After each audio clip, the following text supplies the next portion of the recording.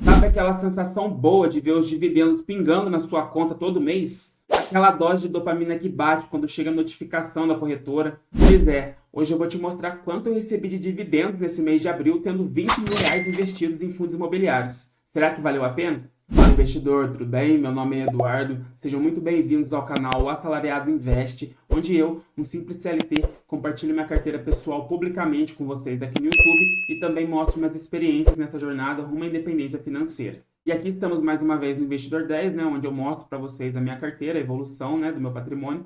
E atualmente meu patrimônio está em R$ 85.821, então quase chegando aí nos 86 mil, né, perto dos 90 mil e, se Deus quiser, R$ 100.000 esse ano, hein, pessoal? Aqui nos proventos recebidos nos últimos 12 meses está em R$ 2.653. A variação da carteira está positiva com 8,28% e a rentabilidade total da carteira está em 36,20%. Aqui nos tipos de ativo da minha carteira eu tenho ações com 33%, tesouro direto com 23%, renda fixa, que é a minha reserva de emergência e oportunidade, com 10%, fundos imobiliários, que é o assunto do vídeo de hoje, né, com 23% da carteira, e por último aqui o ETF com 8%.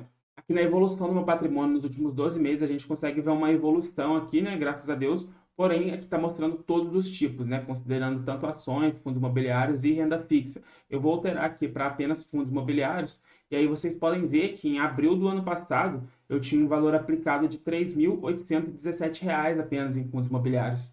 E hoje eu tenho mais de R$ 21.000 aí aplicados em fundos imobiliários. É claro que eu estou com uma perda aí, né, no momento, devido às quedas dos fundos imobiliários, né? Então, atualmente, o patrimônio está em 20 mil, mas o valor que eu apliquei é maior, né? Eu estou com uma perda aí de R$ 1.000, basicamente. É claro que dependendo da situação é uma coisa negativa, né? Por exemplo, se eu precisasse vender os meus fundos imobiliários hoje, eu teria uma perda aí desses R$ 1.000. Porém, como eu não vou vender, esta perda que eu estou atualmente, né, ela é temporária. Fundos imobiliários eles podem voltar aos preços que estavam antes ou até muito mais que isso, assim que a Selic diminuir, né? Claro que não vai ser por agora, porém existe essa possibilidade, né? O mercado é cíclico. Hoje os fundos imobiliários estão na baixa, ninguém quer os fundos imobiliários. Só que para quem é investidor de longo prazo, esse é o melhor momento, porque se ninguém quer os fundos imobiliários, eu quero.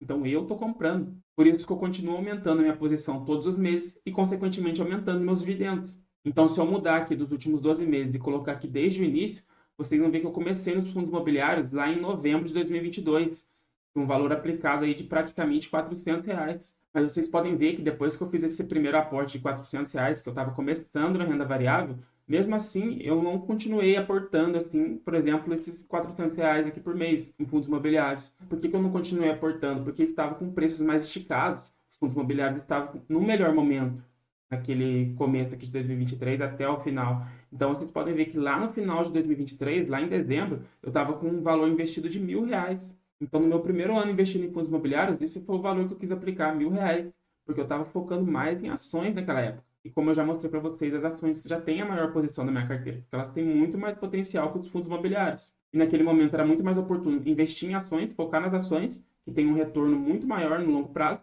do que investir nos fundos imobiliários, que todo mundo estava querendo, todo mundo estava investindo.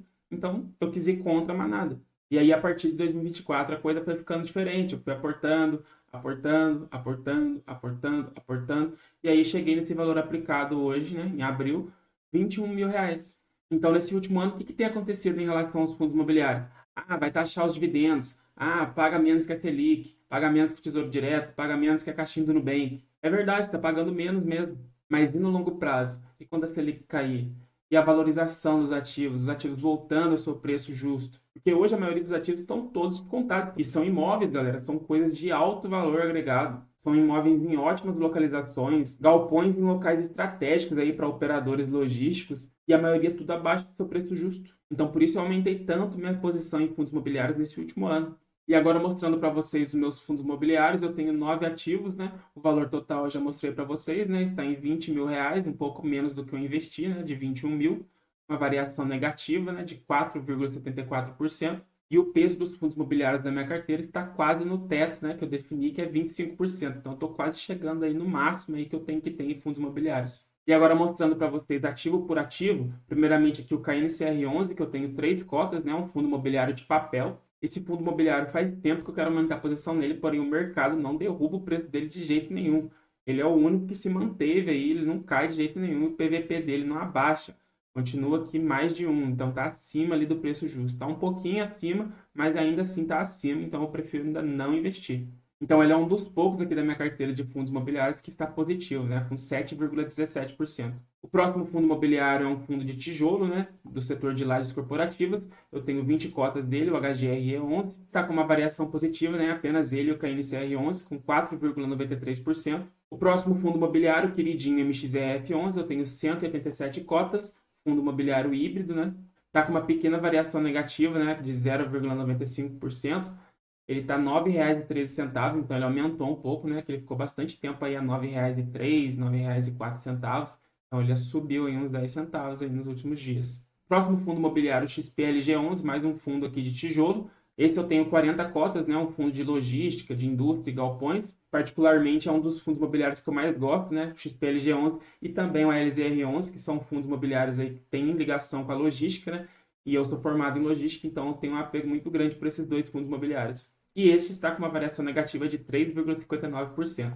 O próximo fundo imobiliário é também de tijolo, né, do setor de shoppings, XPML11, com 27 cotas. Esse fundo imobiliário aqui sofreu bastante na pandemia, mas depois se recuperou. Tinha caído agora também bastante nesse mau momento dos fundos imobiliários, mas agora ele vem se recuperando, está quase chegando no meu preço médio aqui de novo, né? Está custando R$ 104,00, meu preço médio de 108. E está com uma variação negativa de 3,82%. O próximo fundo imobiliário é o TVRI11, né, que eu tenho duas cotas. Esse fundo imobiliário aqui é o antigo BBPO11, né, que é das agências bancárias do Banco do Brasil. Esse ativo foi um dos primeiros, ou até o primeiro que eu comprei na renda variável. Então foi só um teste.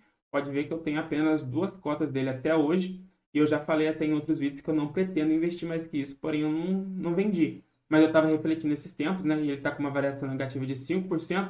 Assim que ele recuperar um pouco mais aí o preço dele, estou pensando em me desfazer dessas duas cotas, já que eu não pretendo investir nesse fundo, né? Tem por que ficar aqui.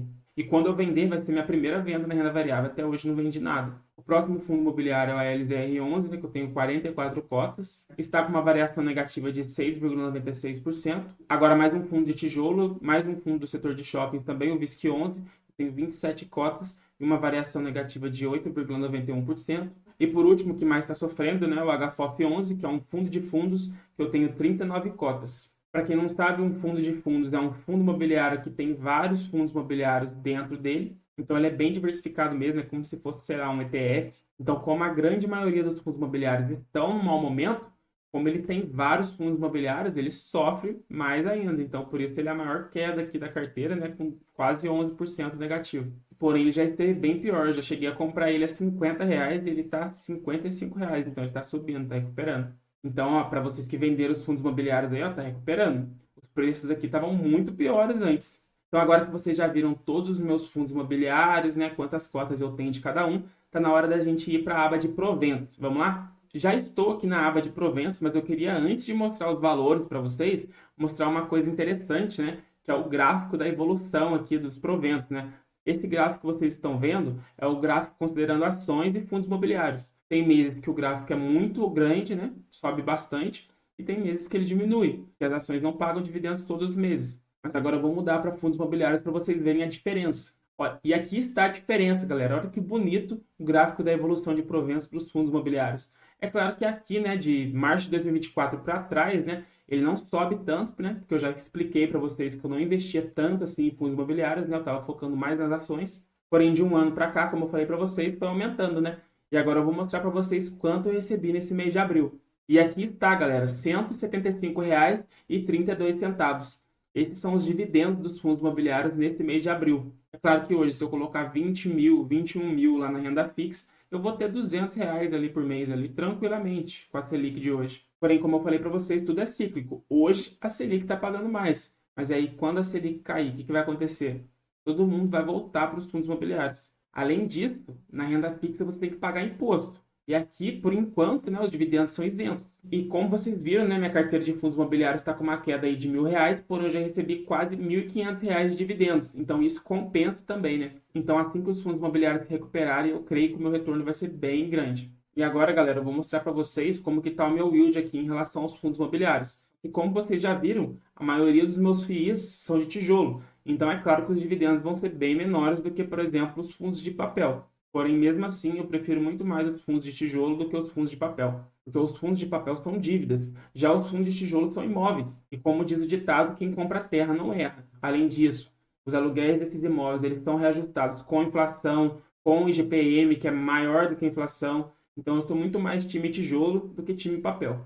E aí, para a gente fazer a conta do dividend yield é muito simples. Eu vou pegar aqui o último dividendo, né? Frente aos fundos imobiliários, R$ 175,32. E aí eu vou dividir pelo patrimônio? Não vou dividir pelo patrimônio, porque, como eu mostrei para vocês, está em queda. Eu vou dividir pelo valor aplicado, né? O valor que eu coloquei lá, que é esse valor aplicado aqui em março de 2025, R$ 21.157,34. Ah, Eduardo, por que você não está pegando o valor aplicado do mês de abril? Porque esse valor aplicado em abril, pessoal, eu vou receber os dividendos só no mês que vem, só em maio. Então não faz sentido. Então esse é o valor correto que você tem que pegar. Sempre que você for fazer uma conta aí de dividend yield, você tem que pegar o valor aplicado do mês anterior, não no mês que você está recebendo os dividendos. Agora é só dividir pelo valor aplicado lá no mês passado, né, em março, que é de R$ 21.157,34, e multiplicar por 100. Então, essa foi a minha rentabilidade nesse mês de abril com os fundos imobiliários, 0,82%. E agora, para saber quanto que isso dá no ano, eu pego aqui o valor de 0,82, que a gente achou lá, e multiplico por 12. E aí a gente chega em 9,84. Então, um dividend yield de 10% aí, né, líquido de imposto de renda, com a maioria do valor investido em fundos de tijolo, né, sem muito risco. Então, para mim não está ruim, é claro que poderia ser muito mais se eu tivesse investido em fundos de papéis, porém o risco também seria maior. E eu prefiro me arriscar mais nas ações, nos fundos imobiliários eu sou mais conservador, então para mim está tudo certo. Eu particularmente gosto muito de investir em fundos imobiliários, né, principalmente por eles pagarem todos os meses dividendos, né, e isso incentiva principalmente quem está começando, né, a ver os dividendos aumentando ali todos os meses, nem que sejam centavos, né, pessoal, já motiva a pessoa a continuar. Então, para mim, fundo imobiliário não é conta do vigário, é renda passiva real. Eu mesmo, quando eu chegar num patrimônio que me permita viver de renda, a maior parte do meu patrimônio vai para os fundos imobiliários. Agora eu vou ficando por aqui. Se esse vídeo te ajudou, te motivou a continuar investindo em fundos imobiliários, deixa o like, se inscreve no canal e ativa o sininho para não perder os próximos conteúdos. E bora junto nessa caminhada, né? Cada vez mais próximo da liberdade. Bons investimentos e até a próxima.